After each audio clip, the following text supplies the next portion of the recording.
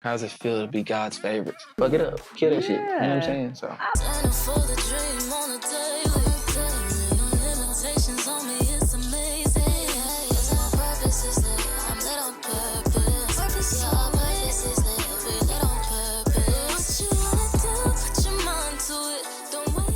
iNDigo coming like I'm dead right now. Is your purpose lit? Oh, I'm gonna follow you just because you got that. Now, this is where it gets real lit. I am Bonna. Allow me to introduce our guest for today's episode. I got my good brother, Mr. Chuck iNDigo. He is a father, a husband, and he graduated from Faulkner University. And he was signed by Trevecca for basketball, right? He's also an artist and many other things. I feel like community activist. And he has a list of other things, but that's just all that I'm aware of. Do your research. But Mr. Chuck iNDigo, how are you? I'm good. I appreciate you having me. I wanted to ask because I know that you're like my friend, so I'm trying to like get into, let's separate the friend from the interview mode. I'm super excited to have you here. But how is your purpose lit?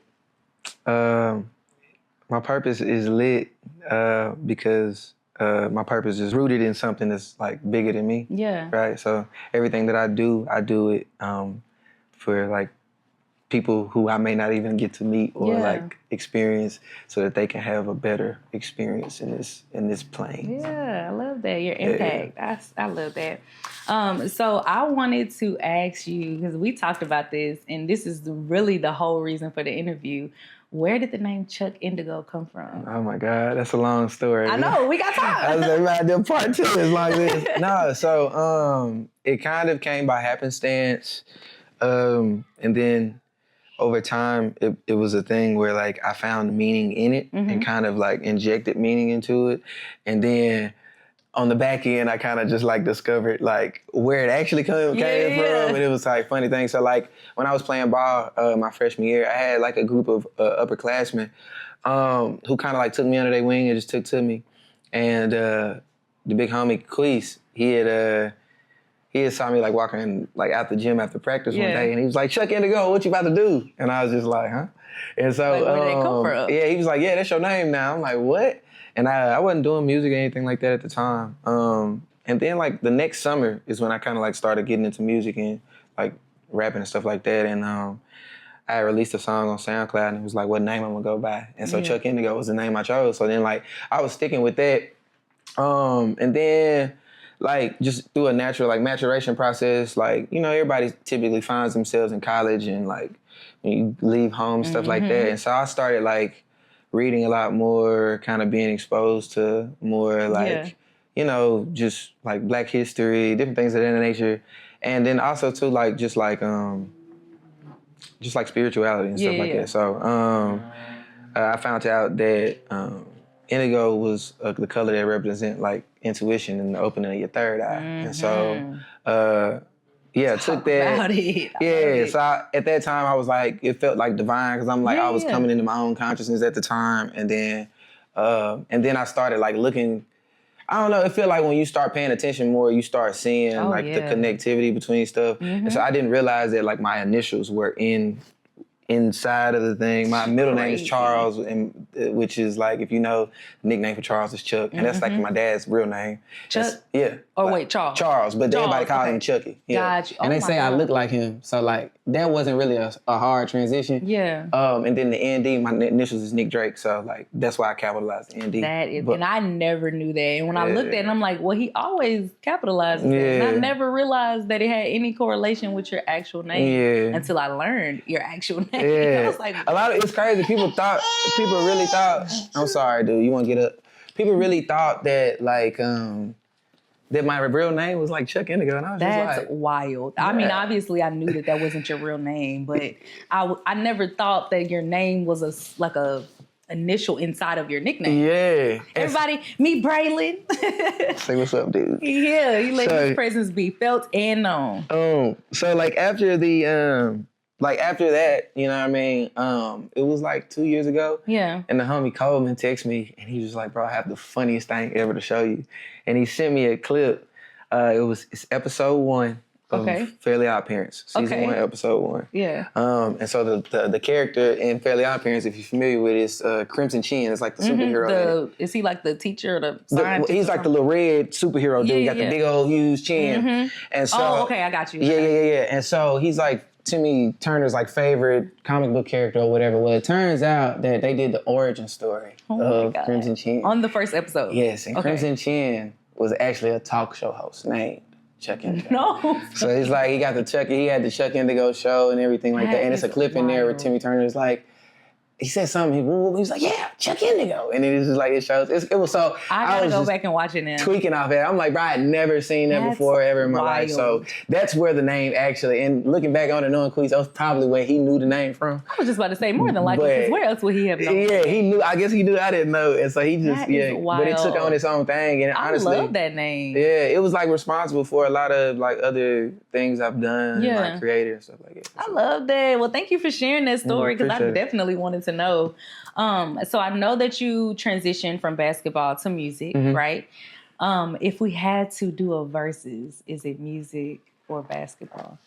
It probably depends on who you ask. Some people, like people I'm talking about you. I mean, like which one do I love more? Which one I'm better at? Hey, both. Either or, whichever one. I would probably say, I honestly don't know. I was a pretty good basketball player. Okay. But I'd probably say music, though. Okay. I'd probably say music, because I ain't still playing, so. I got you. So right now, it's music. Yeah, absolutely. Absolutely. You. At the peak, though, it might have been basketball. Yeah. So. I did my research. Yeah, I was all right. I love that. I actually was wondering, like, what made you transition from basketball? Like burnout, honestly. College basketball is like daunting at any level. People would think if you play D1, that's it. Yeah. But like, I always looked at it like, man, everybody don't get a college scholarship. Everybody don't play in college basketball. So like, if you play college basketball, you are of the elite. You know what I'm saying? Even if you're not the elite of the elite. Yeah. But like, so yeah, like just playing at that level was it was a job. Like, And you know what I'm saying? Yeah. So when did you start, and when did you, like, what was the cap of basketball? I started playing when I was 3. Okay. At the PAL league here. Did you do AAU? Yeah, play AAU all the way up until I was 17. Look, I was listening to some music. I heard that. I'm like, okay, that's fine. Yeah. And played all the way through college. All 4 years in college. So I still hoop, but I don't play for real. It's for leisure. Yeah. So just like for a hobby. Fun. Yeah. So like, I probably stopped playing competitively like that in 2017. Yeah. Yeah. That's cool. We're approaching 10 years. Yeah. So what is something that people assume about either Nick Drake or Chuck Indigo that is completely not true? Like I'm a hard ass, or that like I'm like unapproachable. That's the one thing I hear so often. Because I got like a resting bitch face. You do. And it don't be like, I don't be mad. I was so scared to work with you. I was like, man, he ain't gonna hit me back. He ain't gonna want to work with me. I'm like, I am probably one of the nicest people but would you meet. are. Like, I wouldn't now hurt that nobody. I know that, it's completely opposite. But that's so funny because that is actually true. Yeah. I'm one of the ones. The homie Wolf, the one who really like helped me know that. She was just like, the first time I remember meeting Wolf, she was just like, I ain't gonna lie. Everybody said you was hard ass and hard to talk to. I'm like, I don't know where that comes from. But it's true. Like I see, not it's true, but I see why. Yeah. Because you have one of those faces just like, nah, bro. I also get but I think it's just off into my thoughts sometimes too. And so like, I'm a person like, it don't take much for me, my like attention to go elsewhere. And so I start thinking about something in public and like forget, and like literally zone out. Yeah. I think we all got a little bit of that too, but I can see that. So I asked what, like, when you transitioned, or you said it was burnout, but what inspired you to do music? So like honestly, like music probably came before basketball. Okay. Or like around the same time. I grew up in church like every other artist did. Yeah. But like I was like really active in church. So I was the kid that like they wanted to lead the songs. And I started playing. Did you do it like confidently, or you were just like, oh? No, yeah, for sure. Like I always liked doing it. It wasn't ever a thing. And my mama was the choir director and stuff like that. I started playing the drums at like 10. So I was like the backup drummer at church when our drummer wasn't there. Fire. Then started, like through college, I was playing keys for a church. You know what I'm saying? So like music has always been in it. I was in all-state chorus going through. Did like a small stint with the Met Singers here. Okay, and from Nashville? Yeah, so it's like I forget what it's, Middle Tennessee something singers, but it's like a group. It's almost like a it's like it's a group of young kids, and they hand selected from across the state. Come on, hand selected. Yeah. Nah, missing is hard. So I did a little time with that. I went to music school, so music has always been kind of embedded. Yeah. I think because I stopped completely and was focusing on athletics during the time, it kind of erased that memory from people. But people who went with me to East know, they remember me doing singing grams for Valentine's Day and all type of stuff like it. Yeah, we used to go to the cafeteria, somebody would buy a singing gram and you go up to them, you sing and stuff for them. That's fire. Yeah, I had people literally be like, hey, I want you to sing. It was I've been singing and doing all that stuff. Yeah. I'm like, wait, how long have I been knowing you? I'm learning so much about you. That is so amazing. Well, if you had to rank your favorite Chuck Indigo song, what would it be? Just my number one? Right now, it's probably... Ooh, that's tough. I just thought one just popped into my head, and I'm like, ooh, that is another good one. I'm gonna give you 3, because I got 3. Okay, top 3. Let's go. Love Me Still. Okay. If you know, it's you know. Definitely in my top 3 for sure. Before Tomorrow. It's on Indigo Cafe. Okay. That was I just remember that song. I was really in my bag with that. Don't worry, I'm gonna go back and listen to it. And then my other one would be the probably the No More Bad Days outro. Yeah. Okay, top 3. Cool. Sure. I think for me personally, Love Me Still is definitely up there. But I got a few that are runner up. But I think that one is top right now in my where I'm at. Yeah. But anywho, so what is 3 things that you cannot live without? Or what are 3 things?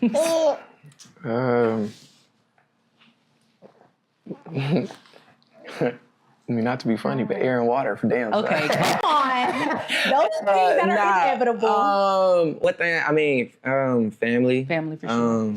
And I'm that's my kids, my wife. Yeah. My folks. I don't think I could live without community. Okay. So I can't be in isolation or nothing like that. I can live in the boonies, but I couldn't be just away from everybody. Yeah. I got you. And I would probably say, man, I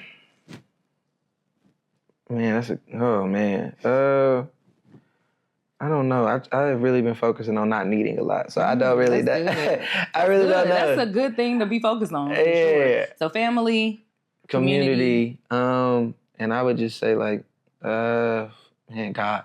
Ooh, that's good. That's a good top 3 for sure. Yeah. So going back though, because you said you can't live without community. So what was COVID like for you?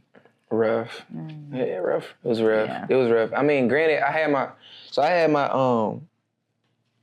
wife there, and then we had my daughter during COVID, in June of COVID. So it was a weird time because it was on one hand, I was enjoying the whole newness of being a father, but then also kind of dealing with the unknown of just what the hell is going state on. We were in, yeah. Every other day it's they gonna put us on martial law and gonna take everything. That is just yeah, and so I'm just sitting there what the fuck am I gonna do? I'm supposed to be protecting my family and stuff, and so that was that mixture of feelings, and then also too just that I noticed the kind of distrust of each other once it started somebody sneeze and you just well, you know what I mean? So just it got so bad. It got weird. Bag up. If you standing too close to somebody, they bag up, or why you don't got your mask on? Yeah. And that was intense. So just a fun, quick little question, real quick.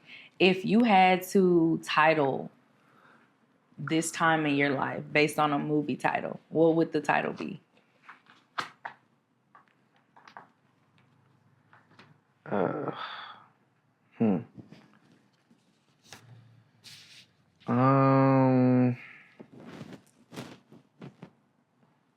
First of all, are you a movie? Do you? I am, so I'm really trying to think of a really good movie that really depicts.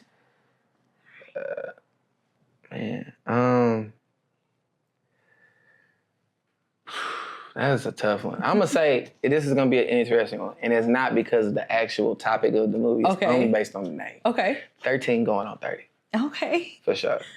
Only reason because it's like don't nobody tell you when you become an adult that like I'm 30, so I just turned 30, and like nobody tells you it feels like this. Like I don't feel like I'm 30. I literally feel like a child. I was just about to say inside. You know what I mean? Like not mentally. I don't feel like an adult. Yeah, I didn't get a proper introduction to adulthood. You know, I feel like I'm still in my 20s. It's ghetto out here. Very freaking ghetto. And so I just think. That would it just. I like that the play on it because it doesn't have to be what the movie is, but I love that play on it. For sure. That is so funny because literally nobody gives you an introduction and you just kind of get thrown in, and then it's like we got bills. And then kids magnify what you don't know because you like, oh, I don't know anything. And then when they start asking you questions, then you really realize you don't know anything. And then it takes it up another level. Ooh, yeah, I don't want to think about it. I don't look because my son ain't talking yet, so it's like he ain't asking questions, so I ain't got to worry about that right now. So it's crazy. It's coming. I'm not ready because I do. I mean, for one, I'm one of 6, and really it's more than that, but that's just like biological, and they all have kids. And so I've been an aunt for my whole life. So they've all, when you having kids, Bonna, where your kids at? How old you gonna be when you have kids? I was 29. So when I had kids, I said, where y'all at now? Y'all been asking me when I'm have kids, and now y'all goes. But I got this segment of the podcast where I show you a word, and you tell me what's the first thing that come to mind. So it's only 3. So I'll show you them. This is the first word. Okay. So what is the first thing that comes to mind when you see that word? Like frequencies. Yeah. You took it technical. I love that because I was thinking musical, so I thought, okay, but I like that. Okay, cool. And then this one. I think it's like creativity. Yeah. I like that. For sure. Okay, cool. And then the last one. Discipline. Yeah. As soon as I read that one was the one. That one for real. I love that. That's like the first thing that come to mind. Sure. And for me, that's where I'm at. I need some damn discipline. For sure. Good God. Okay, cool. So I just throw that part in there. And then these are like the last 3 questions of the podcast. And, you got to throw the little cliche question in there. For sure. What is one thing that you would tell your past self and your future self? And it don't have to be the same thing. I would tell my past self, I'm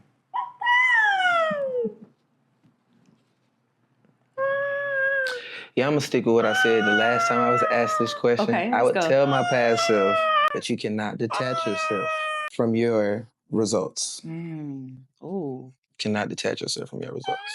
That's good. And I love how when you're speaking to your past self that he started talking. So like the younger version of you. Okay, cool. So what about your future self? How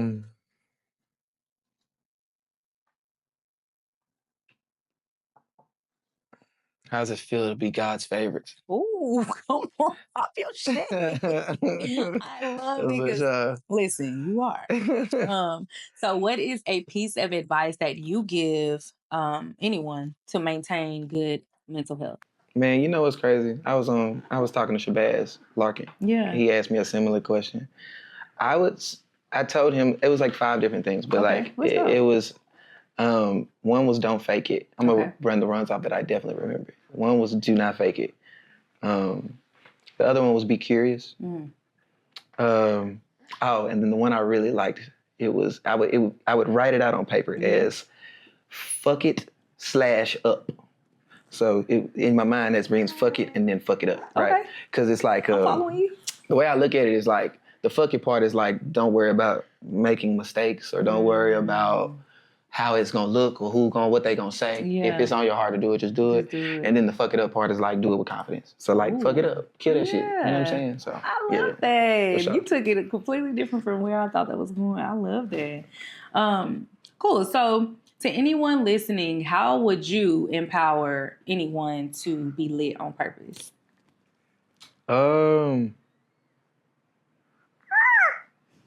Yeah, that goes back to the same. last thing. Yeah, Yeah, like yeah. don't fake it. I think that's Yeah. the biggest thing. Like being lit on purpose, I feel like is a thing of like you have to have some level of like indifference towards like people's Absolutely. opinions and people's thoughts and like not needing validation and things of that nature. Yep. And so I feel like if you are chasing your purpose and you want to be lit in that, you can't slow yourself up with trying to get people to approve of you. It goes back to when you said, can't, hold on, I can't quote you. What was the thing that you just said about like, you can't fake it? Like, I mean, you can't, your results. Oh, you can't detach yourself from your results. That's kind of the same thing. It's like literally the work that you put in. For sure. That's all that you like. My pastor had said it to me like this, or he asked a question to me like this. That's how he always gets me to think. But he was just like, if you had no words, like, and all you had to speak for you was your work, like, what would your life say? And so I kind of like keep that in the back of my mind. It's just like you can talk about it and you can say whatever, but it's just like at the end of the day, your track record is gonna speak for you, no matter what your intentions was and all this other stuff. My you know God. what I'm saying? Did I meet him at My pastor? at Rhythm and Spice? Yes. That's your pastor still? Dude with the long locks, big old dude, big old burly dude. That's fire. my guy. I love that. Well, to be honest, that's it. That's all like really that I wanted to talk about, and I'm just grateful that you were here, man. Thank you I so love that much. you brought This the is fun. family. This is lit. Hi. All right, Purpose Lit Gang. That is it for today's episode. So if you want to see more, like, comment, subscribe, all of those good things to our YouTube channel. And, just stay tuned because there's more to come. Show up in peace and stay lit, be lit on purpose. Hi. Love, peace, and hair grease, man. It's your boy Chuck Indigo. This is Braylon. We just sat down with Bonna on the Is Your Purpose Lit podcast. And I just want to let y'all know my purpose is lit. Y'all can follow me anywhere on social media at I am Chuck Indigo. Yes, we all on the way, on the road to our best life. Your purpose is lit, lit on purpose. Together we build